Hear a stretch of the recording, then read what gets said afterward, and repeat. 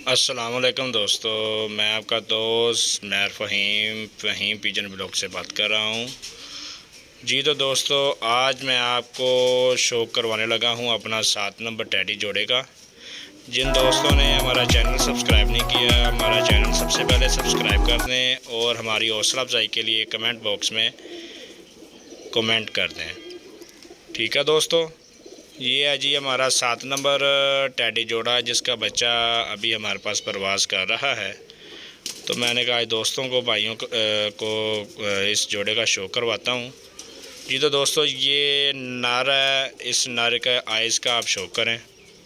ठीक है दोस्तों, और अपनी अच्छी अच्छी राय को कमेंट बॉक्स में ज़ाहिर ज़रूर कीजिएगा।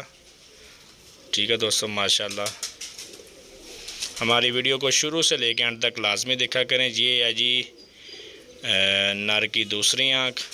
ठीक है, क्रीच पड़ा हुआ है, ये इसके पंजे हैं। ठीक है दोस्तों, ये मादी है, मादी की आँख का भी शो करें। ये इसकी आँख, इसका बच्चा अभी मैंने माशाल्लाह छोड़ा हुआ है, अभी उसको 2 घंटे हो गए हैं उड़ते हुए, उड़ रहा है अभी, तो उसका भी आपको शो करवाएंगे इंशाअल्लाह। ये दूसरी आँख है इसकी। आज तारीख़ है जी 13 जून 2022। ठीक है दोस्तों, ये शो करे पंजों का भी, ये छोड़ के शो करवा रहा हूँ माशाल्लाह।